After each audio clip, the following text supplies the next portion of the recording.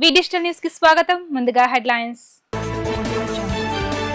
తిరుపతి జిల్లాలో స్వర్ణాంధ్ర స్వచ్ఛాంధ్ర ప్రజావేదిక కార్యక్రమంలో పాల్గొన్న సీఎం చంద్రబాబు. ప్లాస్టిక్ తగ్గింపుపై ఈ నెలలో చర్యలు చేపట్టామన్న చంద్రబాబు.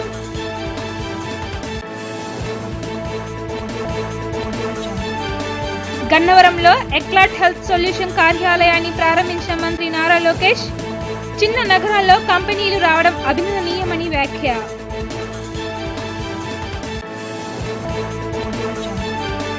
ఏపీ లిక్కర్ స్కామ్ కేసులో ఎంపీ మిథున్ రెడ్డి అరెస్ట్. మిథున్ రెడ్డిని కోర్టుకు హాజరుపరిచిన పోలీసులు.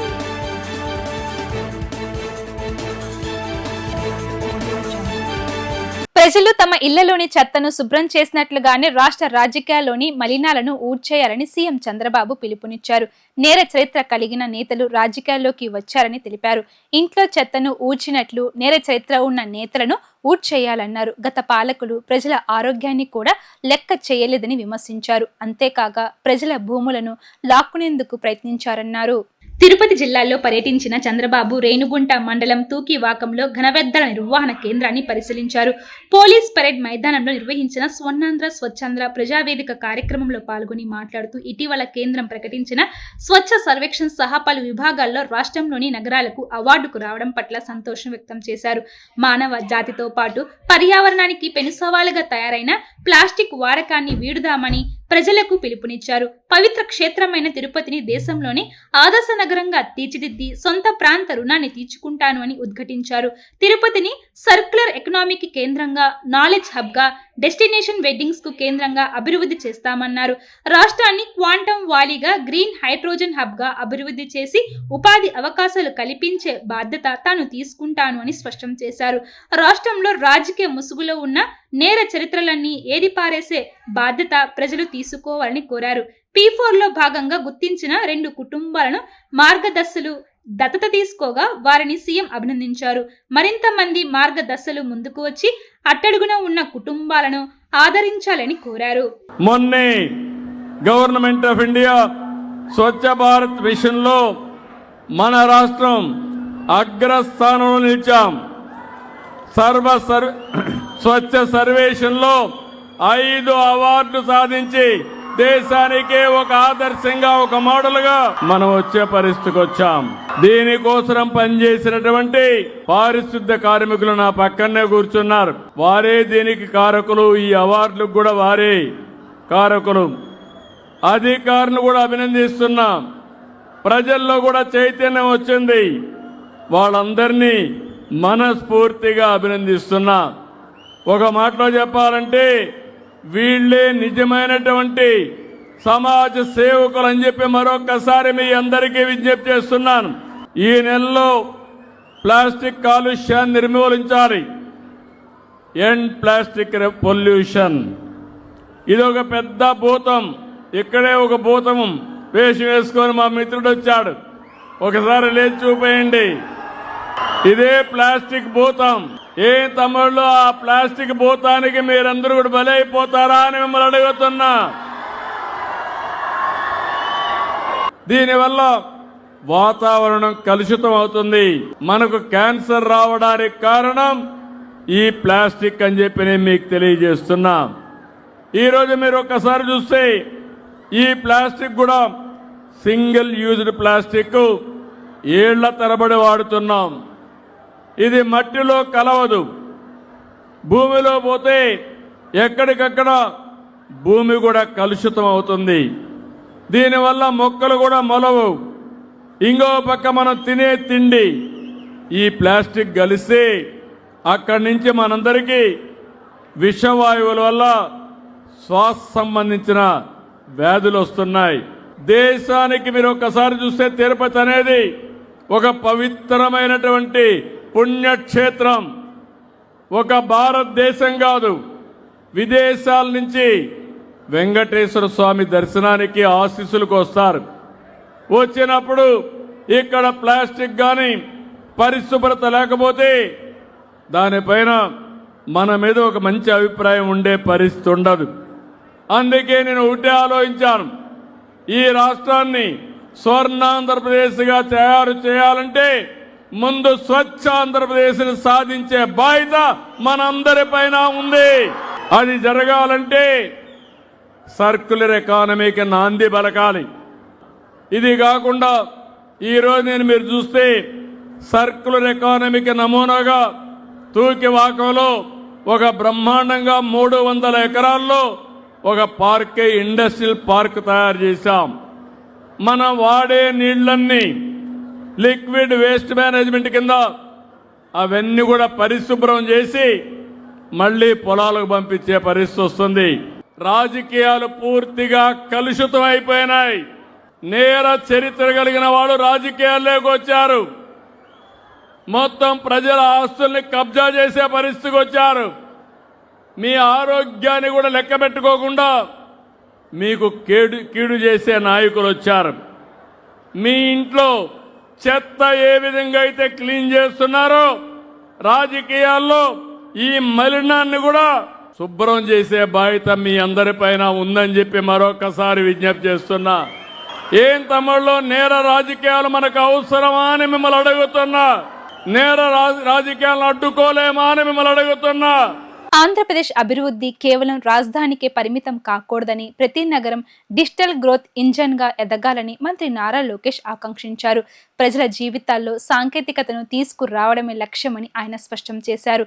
ఏపీలో ప్రతి యువకుడికి ఉద్యోగ అవకాశాలు రావాలి. అందుకు మద్దతుగా ఎక్లాట్ హెల్త్ సొల్యూషన్స్ వంటి సంస్థలు ముందుకు రావాలని లోకేష్ పిలుపునిచ్చారు. గన్నవరం వద్ద మేధా హైటెక్ సిటీలో ఎక్లాట్ హెల్త్ సొల్యూషన్స్ సంస్థ కొత్త కార్యాలయాన్ని మంత్రి నారా లోకేష్ ప్రారంభించారు.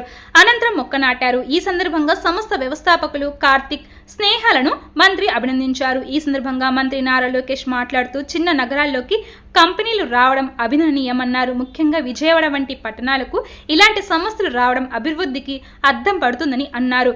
కరీంనగర్ వంటి ప్రాంతాల్లో సాహసం చేసిన సంస్థలు ఇప్పుడు విజయవంతంగా ఎదుగుతున్నాయని గుర్తు చేశారు. ఏపీలో ప్రతి నగరం డిజిటల్ అభివృద్ధి హబ్గా మారాలి అని అన్నారు. విశాఖపట్నంను ప్రపంచ స్థాయి ఐటీ కేంద్రంగా తీర్చిదిద్దుతామని, తిరుపతి, కాకినాడ, కర్నూలు, రాజమహేంద్రవరం, నెల్లూరు, అనంతపురం నగరాల అభివృద్ధికి కృషి చేస్తున్నామని తెలిపారు. ఏపీకి ఎందుకు కంపెనీలు వస్తున్నాయన్న ప్రశ్నకు సమాధానం చంద్రబాబు బ్రాండ్ అని స్పష్టం చేశారు. ఆయనే భవిష్యత్తును ముందు ఊహించి అభివృద్ధి పథకాలు అమలు చేస్తున్న నేత అని ప్రశంసించారు. ఇప్పటికే లక్షలాది ఉద్యోగాలకు అవకాశాలు కల్పించేందుకు అనేక సంస్థలతో ఒప్పందాలు జరిగాయన్నారు. యువత కృషి చేస్తేనే విజయాలు సాధ్యమవుతాయని, తాను కూడా మంగళగిరిలో ఓడిపోయిన తరువాతే ప్రజల్లో విశ్వాసం సంపాదించారని గుర్తు చేశారు.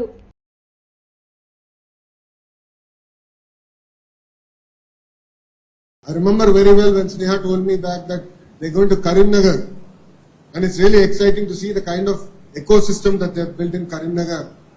And now with open hands, we are now welcoming them to our great capital city, Amravati and Vijayawada here. You know, today it's not just about a launch of a company. It's a launch of dreams, dignity and digital empowerment. You know, I'm really happy to know that we are now, I see close to 300 young kids in front of me who have gotten the first job. And it's really heartening to hear that they're going to scale up to another 1,000 people getting jobs here in Amravati and Vijayawada. You know, our commitment as a state, the IT sector is in Visakhapatnam, no second thoughts about it. However, we also believe that cities like Vijayawada, Rajahmundry, Kakinada, Nellore, Anantapur, Tirupati, Kurnool have an amazing role to play in building up the entire ecosystem. You know, if you look at it, since 2014, as a political establishment, we've always said, one state, one capital, but decentralized development. If you look at Amravati, the capital city, this is where the future of IT is going to be, which is quantum computing. We are getting the first 150 qubit quantum computer in South Asia coming to Amravati. You know, it's important to understand what are the opportunities that are available in Andhra Pradesh. But parallelly, it's also important to understand the importance of having a very strong visionary and committed leader. A lot of people ask me this question. They said, you know, Telangana has Hyderabad, Tamil Nadu has Chennai, Bangalore has Karnataka. They asked me, what do you have? I said, I have a brand called Chandrababu Naidu. Today, if companies are coming to Andhra Pradesh, that is because of a brand called Chandrababu Naidu. Wherever he goes, he carries that image and aura. We are able to open doors for you. leave a good legacy as young people, as you go about doing your job. It's important to have stability, to be very focused. There are no shortcuts to success. All of you sitting there might be thinking, Lokesh, he had his life easy. And I like to share two specific experiences of my life. I have always chosen a road less traveled. In 2019, I contested from a constituency called Mangalgiri. And Mangalgiri as a constituency, my party did not win since 1985. So we only won it once, 1985. After that, we did not win it. I lost with 5,300 votes. The first day, I did feel bad. But from second day, I said, no, I'll work here. I'll be committed. 5 years, let's rewrite history. And 2024 elections, I won Mangalgiri with one of the highest ever majority in Andhra Pradesh district. Why am I sharing this with you? Life is never a straight line. Life is never a trajectory all the way going up. You will have many challenges, many challenges in life. But you should have the spirit to take it on. You should have the guts to put a horse blinder and say, that is my goal. Till I deliver that goal, I will not sleep. And that is what I am expecting from all of you there. మద్యం కుంభకోణం కేసులో ప్రత్యేక దర్యాప్తు బృందం YSRCP MP Mithun రెడ్డిని arrest చేసింది. Supreme court ముందస్తు bail petition కొట్టేయగా శనివారం సిట్ ఎదుట హాజరైన మిథున్ రెడ్డి విచారణకు సహకరించకపోవడంతో అదుపులోకి తీసుకుంది. నేడు కోర్టులో హాజరుపరిచింది. మద్యం కేసులో బిగ్ బాస్ తరపున దోపిడీకి కుట్ర పన్నడం, అమలులో ప్రధాన పాత్ర పోషించడం సహా ముడుపుల వసూళ్లు నెట్వర్క్ రూపొందించింది మిథున్ రెడ్డేనని సిట్ ఆధారాలు సేకరించింది. మద్యం కుంభకోణం కేసులో కీలక నిందితుడైన వైఎస్ఆర్సీపీ ఎంపీ పెద్దిరెడ్డి మిథున్ రెడ్డిలను సిట్ అధికారులు శనివారం రాత్రి అరెస్ట్ చేశారు. మధ్యాహ్నం 1 గంట నుంచి రాత్రి 8 గంటల వరకు ప్రశ్నించిన అధికారులు విచారణకు ఆయన ఏమాత్రం సహకరించకపోవడంతో అదుపులోకి తీసుకున్నారు. ఈ మేరకు మిథున్ రెడ్డి కుటుంబ సభ్యులకు సమాచారం ఇచ్చారు. వైఎస్ఆర్సీపీ హయాంలో నూతన మద్యం విధానం ముసుగులో ఆ పార్టీ ముఠా సాగించిన దోపిడీకి కుట్ర, అమలుకు ఏర్పాట్లు, ముఠా సభ్యులకు ఎప్పటికప్పుడు దిశానిర్దేశం చేయడంలో మిథున్ రెడ్డిదే మాస్టర్ మైండ్ అని దర్యాప్తులో సిట్ గుర్తించింది. ఎన్నికల్లో ప్రజలు చిత్తగా ఓడించిన జగన్ మాత్రం రప్పా రప్పా అంటూ ప్రజల్ని రెచ్చగొడుతున్నారని కేంద్ర మంత్రి పెమ్మసాని చంద్రశేఖర్ తప్పుపట్టారు. మన రాష్ట్రం, దేశం గర్వించేలా యువతను తయారు చేయాలని, రోడీలుగా మార్చకూడదని వ్యాఖ్యానించారు. గుంటూరులోని నందివెలుగు మార్గంలో ఆర్ఓబి పనులను పెమ్మసాని తిరిగి ప్రారంభించారు. గుంటూరు నందివెలుగు ప్రాంతంలో నిర్మితమవుతున్న రోడ్డు, రైల్వే ఓవర్ బ్రిడ్జికి మాజీ రాష్ట్రపతి డాక్టర్ ఏపీజే అబ్దుల్ కలాం పేరు పెట్టబోతున్నామని కేంద్ర సహాయ మంత్రి గుంటూరు ఎంపీ పెమ్మసాని చంద్రశేఖర్ ప్రకటించారు. ఆర్ఓబి పునః ప్రారంభోత్సవ కార్యక్రమంలో మాట్లాడిన ఆయన ఈ ప్రాంతంలో మైనార్టీలు ఎక్కువగా ఉన్న నేపథ్యంలో వారి మనోభావాలను గౌరవిస్తూ కలాం పేరు పెడుతున్నామని స్పష్టం చేశారు.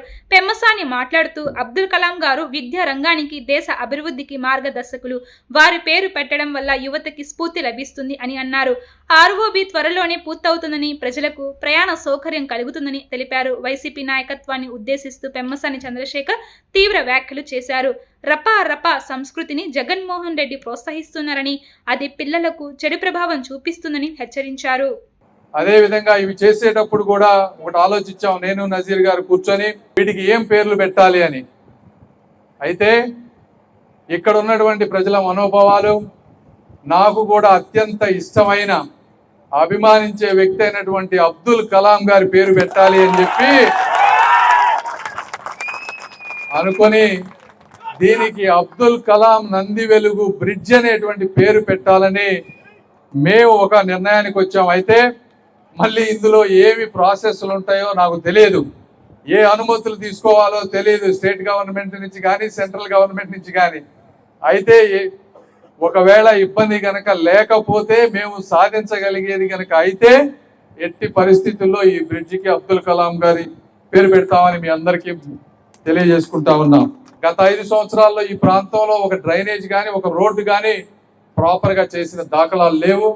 అదేవిధంగా మీరు చూస్తూ ఉంటే ఈరోజు జగన్మోహన్ రెడ్డి గారి పరిపాలన చూస్తూ ఉంటే గత 5 సంవత్సరాల్లో చేసినటువంటి గంజాయి విచ్చలవిడితనం, రౌడీయిజం, చీప్ లిక్కర్ ఇవన్నీ చేసి 11 సీట్లు ఇస్తే ఏదో తప్పు చేసాము, మన ఇంత ఎందుకు ఓడించారని తెలుసుకొని మార్చుకోకుండా మళ్ళీ రప్ప రప్ప రప్ప అనుకుంటా వచ్చారు. ఆ రప్ప చేసే మీకు 11 సీట్లు ఇచ్చారు. నేను ఒకటే చెప్తా ఉన్నా అందరికీ, మీ పిల్లలు ఒక రౌడీగానో ఒక గంజాయి అమ్మేవాడిగానో లేకపోతే రప్ప సంస్కృతిలో పెరగాలని మీరు అనుకుంటున్నారా అని అడుగుతా ఉన్నా. నేను కానీ ఒక సామాన్య మధ్యతరగతి వాళ్ళు ఎవరైనా సరే వాళ్ళ పిల్లలు రాష్ట్రం గర్వించే విధంగా, దేశం గర్వించే విధంగా, రాజ్యాంగం గర్వించే విధంగా ప్రజల మన్నలు పొందాలనుకుంటారు కానీ ఇలా రౌడీ సమాజంలోకి వెళ్ళాలని ఎవ్వరు అనుకోరు. జగన్మోహన్ రెడ్డి గారు ఇప్పుడైనా సరే అలాంటి భాషను కానీ అలాంటి సంస్కృతిని కానీ ప్రోత్సహించొద్దు. అలాంటివి ప్రోత్సహిస్తే పాపం పిల్లలు కుర్రవాళ్ళు 15, 16, 17 సంవత్సరాల వయసులో ఆ ఉద్రేకంలో నిజమే అనుకొని కొంతమంది తప్పుబాట పట్టేటువంటి అవకాశం ఉంది.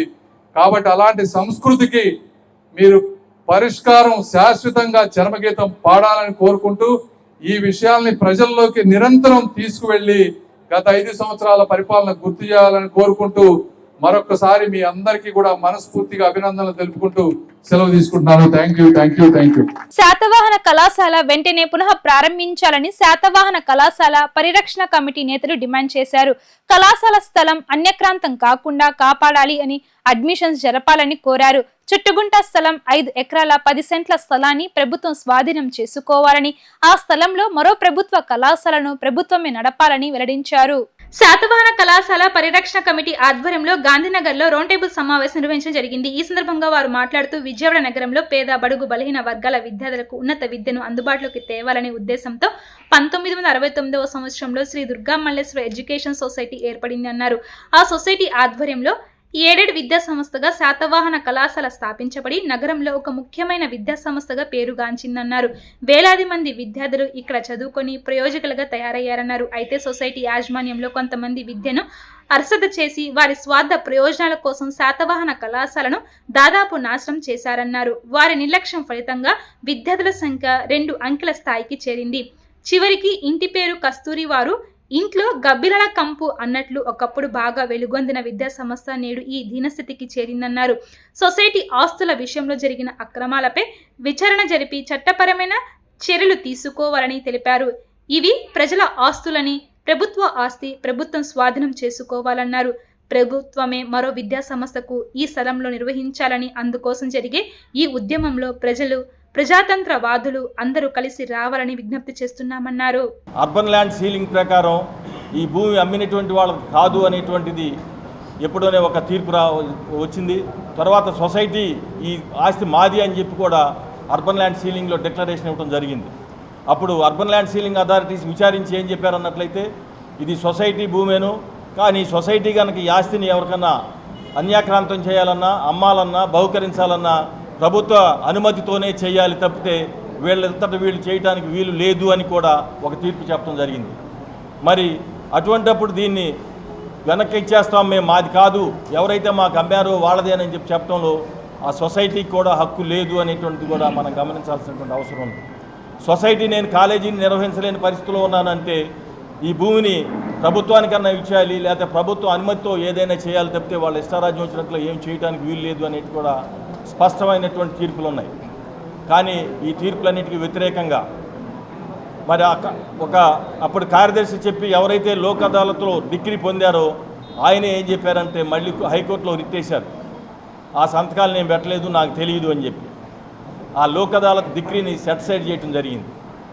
తర్వాత మళ్ళీ రాజీపడి సుప్రీంకోర్టుకి వెళ్ళి ఏంటంటే వీటన్నిటిని విత్డ్రా చేసుకున్నటువంటి పరిస్థితి మనకు కనపడతా ఉన్నది. కాబట్టి మనం స్పష్టంగా చెప్పాల్సింది ఏమిటన్నట్లయితే శాతవాహన కళాశాలకు సంబంధించినటువంటి ఆస్తులు అనేటువంటివి ఏవి కూడా వ్యక్తుల ఆస్తులు కాదు, వ్యక్తులు కబ్జా చేయడానికి వీలు లేదు అని మనం చెప్పాల్సినటువంటి అవసరం ఉన్నది. ఇది సొసైటీ కళాశాల నడపాల్సిందేను, నడిపినంతకాలం ఈ ఆస్తి సొసైటీ స్వాధీనంలోనే ఉండాలి. సొసైటీ కనుక నడపలేని పరిస్థితుల్లో ఇది ప్రభుత్వ ఆస్తి అవుతుంది తప్పితే ప్రైవేట్ ఆస్తి కాదు అనేటువంటిది కూడా మనం గమనించాలి. ఎందుకంటే ప్రభుత్వం కూడా వెంటనే మేల్కోవాల్సినటువంటి అవసరం ఉన్నది. ఎందుకన్నట్లయితే సొసైటీ నిజంగా నడపలేని పరిస్థితిలో ఉంటే అల్టిమేట్గా ఈ ఆస్తి ప్రభుత్వానికి చెందుతుంది తప్పితే వ్యక్తిగత కొంతమంది వ్యక్తులకు చెందదు అనేటువంటి మనం గమనించినప్పుడు మరి ఇన్ని 100 కోట్ల రూపాయల ఆస్తి ప్రభుత్వానికి వస్తున్నప్పుడు ప్రభుత్వం ఎందుకు నమ్మక నీరెత్తినట్టు కూర్చోవాలి? ప్రభుత్వం కూడా సీరియస్గా ఈ విషయాన్ని తీసుకోవాలి. సొసైటీ కనుక నడపలేకపోతే ప్రభుత్వం దీన్ని తీసుకుని నడపటం అటువంటి చేయాలి తప్పితే వ్యక్తులు దీన్ని ఒక భూ దందా కింద, ఒక రియల్ ఎస్టేట్ దందా కింద మార్చుకునే దానికోసం ప్రయత్నం చేయడానికి వీల్లేదు. కానీ ఒకటి ఏంటంటే, కళాశాలకు తాళాన్ని పెట్టే హక్కు ఎవరికి ఉన్నది అని మనం ప్రశ్నించినప్పుడు, నిన్న మొన్నటి వరకు కళాశాలకు స్టాఫ్ వెళ్ళారు, స్టూడెంట్స్ వెళ్ళారు. మరి ఒకరోజు పొద్దున్నే వచ్చి తాళం పెట్టేదానికి ఎవడి హక్కు ఉన్నది? తాళం పెడితే మరి పోలీసులు ఏం చేస్తూ ఉన్నారు అనేటువంటి మనం అడగాలి. సరే, కోర్టు తీర్పులు ఉన్నాయి కదా, మేము తాళం పెట్టామని చెప్తున్నారు. ఏ కోర్టు కూడా వీళ్ళకి ఈ ఆస్తిని డెలివరీ చేయలేదు. కాబట్టి ఈ ఆస్తిని మేము దౌర్జన్యంగా ఆక్రమించుకుంటాం, మేము తాళాలు పెడతామంటే మాత్రం ఎవరు ఊరుకోవాల్సినటువంటి పని లేదు, ఎవరికి హక్కు లేదు. పోలీసులైనా చర్యలు తీసుకోవాలి ఆ తాళాలు తీయడానికి, లేకపోతే విద్యార్థులుగా, స్టాఫ్గా మనంగా తాళాలు తొలగించేదానికి కూడా మనకు అధికారం ఉన్నదని కూడా నేను చెప్తా ఉన్నాను. ఇంద్రకీలాద్రిపై వెలిసిన జగన్మాత శ్రీ కనకదుర్గమ్మ వారికి నిన్న సాయంత్రం ఓ భక్త దంపతులు బంగారు కంఠాభరణం సమర్పించారు. హైదరాబాద్ కు చెందిన అడ్డకట్ల ప్రశాంత్, సంతోషిని దంపతులు తమ కుటుంబ సభ్యులతో కలిసి అమ్మవారిని దర్శించుకుని 114 గ్రాముల బరువైన బంగారు కంఠాభరణాన్ని సమర్పించారు. ఈ కార్యక్రమంలో విశ్రాంత ఐపీఎస్ అధికారి బివి రమణ కుమార్, ఐఏఎస్ అధికారిని ఉదయలక్ష్మి దంపతులు పాల్గొన్నారు. దాత కుటుంబానికి ఆలయ స్థానాచార్యులు శివప్రసాద్ శర్మ వేద ఆశీర్వచనం అందించగా, అదనపు ఈవో రమేష్ బాబు అమ్మవారి ప్రసాదం, చిత్రపటం అందజేశారు. అశోక్ గజపతి రాజు గత 5 ఏళ్లుగా విజయనగరం జిల్లాకు అనేక సేవలు చేశారని హోంమంత్రి వంగలపూడి అనిత తెలిపారు. అజాత శత్రువుగా పేరు పొందిన వ్యక్తి అశోక్ గజపతిరాజు అని, అలాంటి వ్యక్తిని గత వైసీపీ ప్రభుత్వం ఎన్ని విధాలుగా ఇబ్బంది పెట్టిందో అందరికీ తెలుసన్నారు. జగన్ కక్షలు కడితే చంద్రబాబు సేవలను గుర్తించారు అని మంత్రి వంగలపూడి అనిత పేర్కొన్నారు. గోవా గవర్నర్ గా నియమితులైన అశోక్ గజపతి రాజుకు టీడీపీ శ్రేణుల నుండి శుభాకాంక్షలు వెలువగా మారాయి. తాజాగా అశోక్ గజపతి రాజును కలిసి శుభాకాంక్షలు తెలియజేసిన రాష్ట్ర మంత్రి వంగలపూడి అనిత ఈ సందర్భంగా మాట్లాడుతూ కీలక వ్యాఖ్యలు చేశారు. ప్రస్తుతం దేశవ్యాప్తంగా అశోక్ గజపతి రాజు సేవలు విస్తరించాయని ఆమె అన్నారు. రాజకీయాల్లో ఎలాంటి ఆరోపణ లేని వ్యక్తి అశోక్ గజపతి రాజు అని, ఆయన నీతికి నిజాయితీకి మారుపేరు అని కొనియాడారు. 50 ఏళ్లుగా విజయనగరం జిల్లాకు ఆయన అనేక సేవలు చేశారని పేర్కొన్నారు. మాన్సాన్ ట్రస్ట్ ను నడుపుతున్న మంచి మనసున్న వ్యక్తి అని అశోక్ గజపతి రాజుని ఉద్దేశించి హోంశాఖ మంత్రి వంగలపూడి అనిత వ్యాఖ్యలు చేశారు.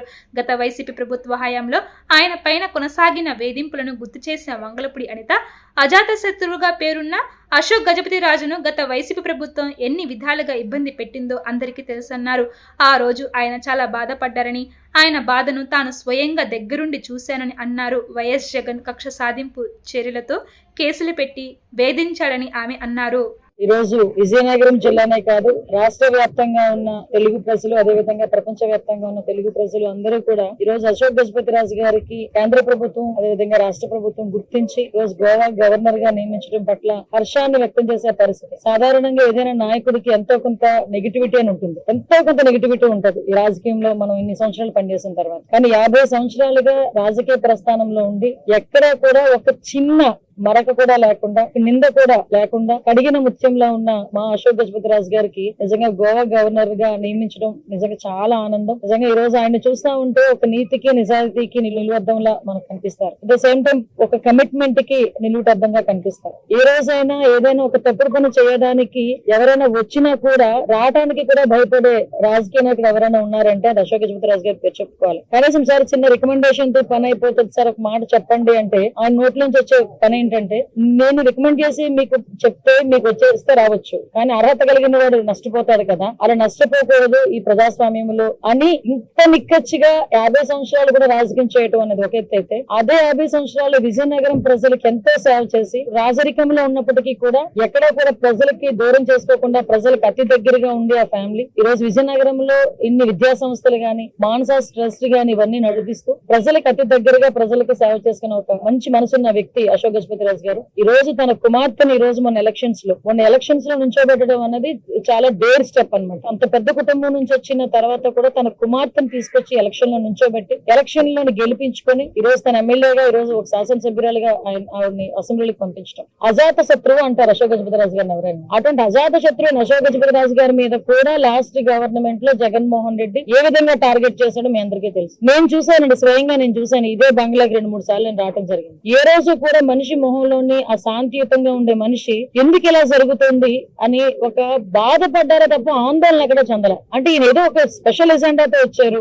అందరిని ఇబ్బంది పెట్టాలి అనుకున్నారు, పెట్టారనుకున్నారు. అశోక్ గజపతి రాజు గారు ఇబ్బంది పెట్టినప్పుడు అందరూ తిట్టారు జగన్మోహన్ రెడ్డిని. అయినా కూడా బ్యాక్ స్టెప్ వేయకుండా ఏదో రకంగా అతన్ని బదనాం చేయాలి, అతని ఫ్యామిలీని బదనాం చేయాలని చెప్పి చాలా కంకణం కట్టుకుని ఆ రోజు చేసిన పరిస్థితిని కూడా ఈ రోజు గుర్తు చేసుకోవాలి. ఎందుకంటే డిఫరెన్స్ తెలుసుకోవాలనే ఉద్దేశంతోనే చెప్తున్నాం. ఒక జగన్మోహన్ రెడ్డికి అదేవిధంగా చంద్రబాబు నాయుడు గారికి ఉన్న డిఫరెన్స్ తెలుసుకోవాలనే ఉద్దేశంతోనే చెప్తున్నాం. ఈ రోజు 50 సంవత్సరాల నుంచి రాజకీయాల్లో ఉన్న వ్యక్తి, అదేవిధంగా ప్రజలకి సేవ చేసుకునే వ్యక్తి, ఒక పార్టీ కమిట్మెంట్ గా ఉన్న వ్యక్తి, అటువంటి వ్యక్తి ఈ రోజు నరేంద్ర మోడీ గారు, అమిత్ షా గారు వీళ్ళందరూ కూడా బ్లెస్ చేసి ఒక గోవా గవర్నర్ కింద నియమించడం ఒక ఎత్తైతే, అటువంటి వ్యక్తిని క్యారెక్టర్ అసోసియేషన్ చేసి వాళ్ళ కుటుంబాన్ని కూడా రోడ్డు మీదకి తీసుకొచ్చే పరిస్థితి చేసిన వాడు జగన్మోహన్ రెడ్డి. నాయకుడు మంచివాడైతే ఆ కిందనున్న కార్యకర్తలకు కూడా అంతా మంచి జరుగుతుంది, మంచి నాయకులుగా ముందుకు ఎదగవచ్చు అని చెప్పడానికి ప్రత్యక్ష ఉదాహరణ మా అశోక్ గజపతి రాజు గారు. ఆయన ప్రత్యేకంగా మేమందరం కూడా అభినందనలు తెలియజేసుకుంటున్నాం. పిల్లల చదువు కోసం ఒకరు, ఇల్లు కొందామని మరొకరు, కూతురు పెళ్లి చేద్దామని ఇంకొకరు ఓ మహిళ వద్ద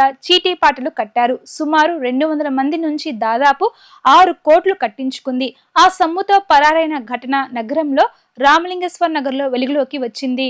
నగరంలో మరో చీటీల మోసం వెలుగులోకి వచ్చింది. 15 ఏళ్లుగా చీటీలు వేస్తూ స్థానికంగా నమ్మకాన్ని సంపాదించుకున్న మహిళ ఒక్కసారిగా ఖాతాదారులకు షాక్ ఇచ్చింది.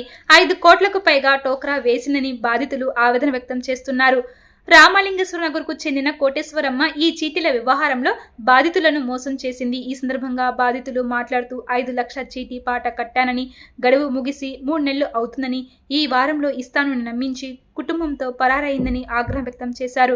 ఇల్లు కట్టుకుందామని ప్రతి నెల కూలి డబ్బుతో కొంత చీటీ కట్టానని ఆవేదన వ్యక్తం చేశారు. నా పేరు తులసి అండి, ముత్యాల. మేము కోటేశ్వరమ్మ అని ఎలమందల కోటేశ్వరమ్మ ఆమె దగ్గర చీటీ వేసామండి. ఆమె మాకు 10 సంవత్సరాల బట్టి తెలుసు. వేసినప్పుడల్లా ఇచ్చేసింది. మేము 6 లక్షల చీట్లు అయితే 6 లక్షల చీట్లు మే 20వ తారీఖు అయిపోయిందండి. ఇదిగో ఇస్తాను, అదిగో ఇస్తాను, ఇదిగో ఇస్తాను, అదిగో ఇస్తానని రోజు ఫోన్ చేసినప్పుడు గొడవ ఇవ్వట్లా. 10వ తారీఖు అంది, 20వ తారీఖు ఇవాళ డేట్ పెట్టిందండి. మేము రాత్రి నుంచి ఇలా తెలిసిన కాడి నుంచి మేము కంగారు పడిపోయి ఇంటికి వెళ్ళడం ఇలా చేసాము. ఇక జనాలందరికీ ఎవరికల్లా తెలిసి ఒకరికొకరు తెలుసుకుని మీకు ఇవ్వలేదు, మాకు ఇవాళ 20వ తారీఖు పెట్టింది, మాకు ఇవాళ 20వ తారీఖు పెట్టిందని అంటే ఇక్కడ వచ్చి ఉన్న వాళ్ళందరికీ చాలా వరకు 5 లక్షలు, 10 లక్షలు, 6 లక్షలు. ఇప్పుడు నేనున్నానంటే మా అమ్మల తరపున, మా అన్నయ్యల తరపున, ఎవరో తరపున వేయించాను. అలా వేయించినట్లు నా ఇప్పుడు మా యొక్క 6 లక్షలు ఉన్నాయి, మా అమ్మల తరపున ఒక 6 లక్షలు ఉన్నాయి, మా యొక్క 2 లక్షలు ఉన్నాయి, 8 లక్షలు మా చెల్లెళ్ళు ఇలా అందరూ ఉన్నాయండి. ఇలా అందరు డబ్బులు పోగేసుకుని ఇప్పుడు మేము తిని తినక కాయ కష్టం చేసుకుని పిల్లల భవిష్యత్తు, నాకు 10th క్లాస్ చదివే పిల్లలు, ఇంటి చదివే పిల్లడు ఉన్నాడు. ఆ పిల్లల చదువుల కోసం మేము వేసుకున్నామండి. వేసుకున్న డబ్బుల్ని ఆ అమ్మాయి వాళ్ళ ఇది ఇస్తానని లాస్ట్ వరకు కట్టించుకుని ఎంత బెదిరించుకుని అడిగితే ఎదురు పోట్లాడి ఆమె ఈ రోజు వరకు ఇవ్వలేదు. ఇవాళ 20వ తారీఖు ఇవాళ ఇచ్చేస్తానని చెప్పింది. ఇవాళ ఇస్తామని చెప్తాను, ఇవాళ ఇవ్వకోకుండా నైట్ జంప్ అయిపోయిందండి. ఎట్లా కొట్లాగా మీరు అందరూ పూనుకుని మా డబ్బులు ఎట్లా కూడా ఇప్పించడానికి సహాయం చేయండి. ఇప్పుడు మాకు 6 లక్షలు ఒకటి రావాలండి, 2 లక్షలు ఒకటి రావాలండి, 8 లక్షలు. మీడియా ద్వారా ప్రభుత్వం వారు కూడా పూనుకుని కొంచెం ఇప్పుడు మా అందరికి మీరు ఇక్కడ రోడ్డు ఎక్కిన ప్రతి ఒక్కరికి డబ్బులు అందరూ మీరు ఇప్పించాలని మేము కోరుకుంటున్నామండి. ప్రభుత్వం పూనుకుని సార్ చంద్రబాబు నాయుడు గారిని, పవన్ కళ్యాణ్ సార్ ప్రతి ఒక్కరు మీరు మా బాధ్యత ఇక్కడ ఉన్న ఒకసారి చూపించండి. చాలా మంది జనాలు వర్షానికి మధ్యాహ్నం నుంచి పొద్దున్న నుంచి మేము తిండి తిప్పలు లేకుండా రోడ్డు ఎక్కాం. ఎట్లా కొట్లాగా మా డబ్బులన్నీ ఇప్పించడానికి సహాయం చేయండి సార్. మా పిల్లల చదువు కోసం మేము ఉపయోగించుకున్నాం, ప్లీజ్ సార్. నా పేరు కోటేశ్వరం అండి. నాకు 15వ తారీఖు ఫోన్ చేసిందండి. ఫోన్ చేసి అయ్యా చీటీ కట్టు, మేము ఊరే వెళ్తానని చెప్పిందండి. నేను 15వ తారీఖు నుంచి 17వ తారీఖు వేస్తానండి అని చెప్పి 17వ తారీఖు వేసానండి. ప్రతి ఒక్కరికి 10 లక్షలు, 15 లక్షల నుంచి అందరు ప్రతి ఒక్కరికి కావాలండి. ఇదిగో అని చెప్పి అందరూ నమ్మించి మోసం చేసి వెళ్ళిపోయిందండి. నా ఇంకా 3 ఉన్నాయండి, 17 సీట్లు కట్టాయండి. ఇది నాకు 10 లక్షలు వస్తాయండి. విజయవాడ నగరానికి సూపర్ స్వచ్ఛత లీగ్ అవార్డు లభించడం పట్ల నగర మేయర్ రాయన భాగ్యలక్ష్మి సంతోషం వ్యక్తం చేశారు. ఇప్పటి వరకు వరుసగా స్వచ్ఛ సర్వేక్షణ్ ర్యాంకింగ్ అవార్డులు సాధించిన కార్పొరేషన్ కు ఈసారి సూపర్ స్వచ్ఛత లీగ్ లో ప్రవేశించడం గర్వకారణంగా ఉందన్నారు. ఈ అవార్డును రాష్ట్రపతి ద్రౌపది ముర్ము ద్వారా అందుకున్నామన్నారు. ఈ అవార్డు నగరపాలక సంస్థ అధికారులు, ప్రజా ప్రతినిధులు, ఉద్యోగుల బాధ్యతను మరింత పెంచిందన్నారు. కార్పొరేషన్ కార్యాలయంలోని కమాండ్ కంట్రోల్ రూమ్ లో నగర మేయర్ రాయన భాగ్యలక్ష్మి, డిప్యూటీ మేయర్లు Shailaja Reddy, Bellam Durga, party floor leader Venkata Satyam media ప్రతినిధులతో మాట్లాడుతూ విజయవాడ నగరానికి సూపర్ స్వచ్ఛత లీగ్ అవార్డు లభించడం పట్ల ఆనందం వ్యక్తం చేశారు. విజయవాడతో పాటు సూరత్, ఇండోర్, నయా ముంబై నగరాలకు ఈ అవార్డు దక్కాయని వారు వివరించారు. ఈ అవార్డు రావడానికి కారకులైన అధికారులకు, పారిశుద్ధ సిబ్బందికి ధన్యవాదాలు తెలిపారు. కార్పొరేషన్ చేపట్టిన స్వచ్ఛతా కార్యక్రమాలకు సహకరించిన నగర ప్రజలకు కూడా వారు తమ ధన్యవాదాలు తెలిపారు. రాష్ట్రపతి నుండి విజయవాడ నగరానికి అవార్డు రావడం ఇది రెండోసారని వివరించారు. తమ వైసీపీ హయాంలో ఈ అవార్డు రావడం ఎంతో సంతోషంగా ఉందన్నారు. ఈ అవార్డు రావడానికి ప్రధాన కారకులైన ఆప్కాస్ కార్మికులకు జీతాలు పెంచాలని తాము కౌన్సిల్లో తీర్మానం చేసి రాష్ట్ర ప్రభుత్వానికి పంపామని వివరించారు. ప్రభుత్వం వారి సమస్యలు పరిష్కరించేందుకు చొరవ ప్రదర్శించాలని వారు కోరారు. స్వచ్ఛతలో కూడా మనకి క్లైమేట్ స్మార్ట్ సిటీ రావడం జరిగింది, అలాగే గార్బేజ్ ఫ్రీ సిటీ రావడం జరిగింది. ఈసారి కూడా మనకి 7 స్టార్ రేటింగ్ అన్నది కూడా రావడం జరిగింది. గతంలో ఈ 7 స్టార్ రేటింగ్ కోసం మనం చాలా కష్టపడ్డాం. అది సూపర్ స్వచ్ఛత లీగ్ అన్నది సిటీగా అన్నది మన సిటీని కన్సిడర్ చేయటం జరిగింది. ఇక పైన విజయవాడ నగరానికి కానీ లేకపోతే మా కార్పొరేటర్లకు కానీ అలాగే విఎంసి అధికారులకు కానీ కమిషనర్ కానీ ప్రతి ఒక్కరికి బాధ్యత ఇంకా పెరిగింది. ఎందుకంటే మనం ర్యాంకులను దాటిపోయాం, లీగ్ సిటీస్లోకి వెళ్ళిపోయాం. ఆ లీగ్ సిటీలోన ఇండియాలోన ఇన్ని సిటీస్ ఉంటుండగా విజయవాడ నగరం లీగ్ సిటీలోకి వెళ్ళడం అన్నది చాలా ప్రౌడ్గా ఫీల్ అవుతున్నాము. అలాగే విజయవాడ నగర ప్రజలకు కూడా ఇది సొంతం అవుతుందని తెలియజేస్తున్నాం. ఎందుకంటే ప్రజలు కూడా సహకరించటం మూలాన అన్ని రకాలుగా మా వర్కర్లు పూర్తి స్థాయిలో పొద్దున్నుంచి రాత్రి వరకు మంచి పనితీరు మూలాన, అలాగే అధికారులు కానీ కార్పొరేటర్లు ఎవరి డివిజన్ వాళ్ళు నీట్గా ఉంచుకోవాలి, డెవలప్ చేసుకోవాలి అన్న ఒక మంచి ఉద్దేశంతో ఈరోజు ఈ కార్యక్రమం అన్నది మనకి రావటం జరిగింది. ఈ అవార్డు అన్నది గత 3 ఏళ్లుగా ఏదైతే 3rd rank, 5th rank, 6th rank క్రైటీరియాగా తీసుకొని ఈ సూపర్ లీగ్ రావడం అన్నది జరిగింది. ఇది ఈ ఒక్క సంవత్సరం చేసిన పనితీరుకు వచ్చిన అవార్డు కాదు. గత 3 years మనం ఏదైతే అచీవ్ చేశామో దాన్ని క్రైటీరియాగా చేసుకొని ఈ సూపర్ లీగ్లోకి మన సిటీ వెళ్ళటం జరిగింది. డెవలప్మెంట్ కానీ అలాగే స్వచ్ఛతలో కానీ ముందుండడం మూలాన ఈరోజు మన విజయవాడ నగరానికి ఇంత మంచి అవకాశం దొరికింది. ప్రెసిడెంట్ తోటి విజయవాడ నగరం ఇది రెండోసారి అవార్డు అన్నది మనకి చాలా గర్వకారణంగా తెలియజేసుకుంటున్నాను. ఇది మా హయాంలో జరగటము, మా వైఎస్ఆర్సీపీ పార్టీ కార్పొరేటర్లు ఉన్న హయాంలో మాకు 2 సార్లు మాకు ప్రెసిడెంట్ అవార్డు రావడం అన్నది మేము చాలా గర్వంగా ప్రౌడ్గా ఫీల్ అవుతున్నాము. ప్రపంచ పటంలోనే మరి విజయవాడ నగరానికి ఒక అవార్డు రావడం అనేటువంటిది చాలా గర్వంగా ఫీల్ అవుతా ఉన్నాం. ఇవాళ విజయవాడ నగర పాలక సంస్థలో ఉన్నటువంటి ప్రతి ఒక్క అధికారికి, అలాగే సేవ చేసేటువంటి భావంలో ఉన్నటువంటి ప్రతి ఒక్క ఎంప్లాయీకి కూడా, ఎందుకంటే ఈ రోజున పొద్దున్న చేసిన దగ్గర నుంచి కూడా పారిశుద్ధ్య కార్మికులు లేనిదే పని చేయలేని పరిస్థితిలో మనం ఉన్నాం. కాబట్టి వారందరికీ కూడా ఈ అవార్డుని వారి ద్వారానే వచ్చిందనేటువంటిది నేనైతే నమ్ముతా ఉన్నాను.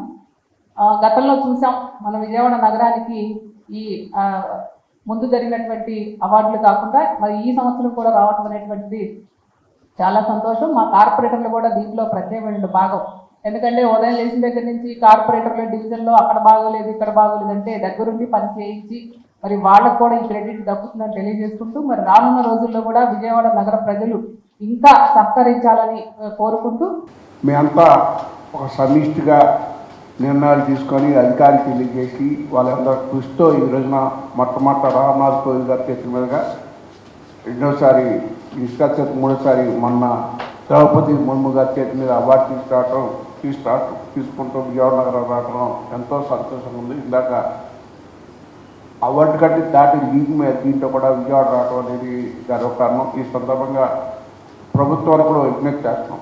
ఈ రోజున మున్సిపల్ ఎంప్లాయీస్ చాలామంది వాళ్ళ యొక్క న్యాయమైన సమస్యల మీద ఆఫ్కాస్ వర్కర్లుగా కొంతమంది ధర్నా చేస్తున్నారు. దాన్ని కూడా మరి ముఖ్యమంత్రి గారి సానుకూలతో స్పందించి ఆ సమస్య కూడా వెంటనే పరిష్కరిస్తారని. వార్తలు ముగించే ముందు హెడ్లైన్స్ మరోసారి. తిరుపతి జిల్లాలో స్వర్ణాంధ్ర స్వచ్ఛాంధ్ర ప్రజావేదిక కార్యక్రమంలో పాల్గొన్న సీఎం చంద్రబాబు, ప్లాస్టిక్ తగ్గింపుపై ఈ నెలలో చర్యలు చేపట్టామన్న చంద్రబాబు.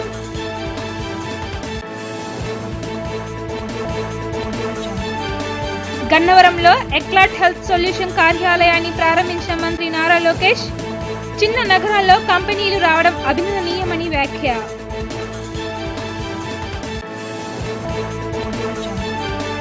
ఏపీ లిక్కర్ స్కామ్ కేసులో ఎంపీ మిథున్ రెడ్డి అరెస్ట్, మిథున్ రెడ్డిని కోర్టుకు హాజరుపరిచిన పోలీసులు.